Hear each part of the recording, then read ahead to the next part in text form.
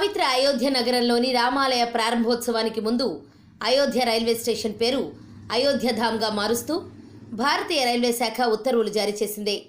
నిర్మాణం పూర్తి కావచ్చిన రామాలయాన్ని జనవరి 22న మోదీ ప్రారంభించనున్నారు. రాముడి దర్శనానికి కోట్లాది మంది హిందువులు తరలి రానున్న నేపథ్యంలో వారి అవసరాలకు తగినట్లుగా అయోధ్య రైల్వే స్టేషన్ను రైల్వే శాఖ డెవలప్ చేసింది. స్టేషన్ భవనాన్ని ఆధ్యాత్మిక కళ ఉట్టిపడేలా సుందరంగా నిర్మించారు.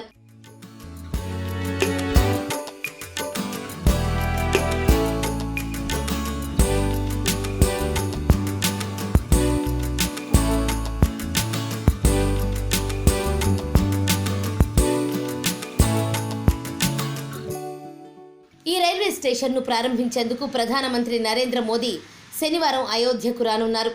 ఈ నేపథ్యంలోనే అయోధ్యధామ్ను విద్యుత్ దీపాలతో సుందరంగా అలంకరించారు. దీంతో రాత్రివేళ అయోధ్య రైల్వే స్టేషన్ మెరిసిపోతోంది. అయోధ్య రామాలయాన్ని జనవరి 22న మోదీ ప్రారంభించనున్నారు. ఈ కార్యక్రమానికి దేశ విదేశాల నుంచి వేలాది మంది ప్రముఖులు హాజరు కానున్నారు.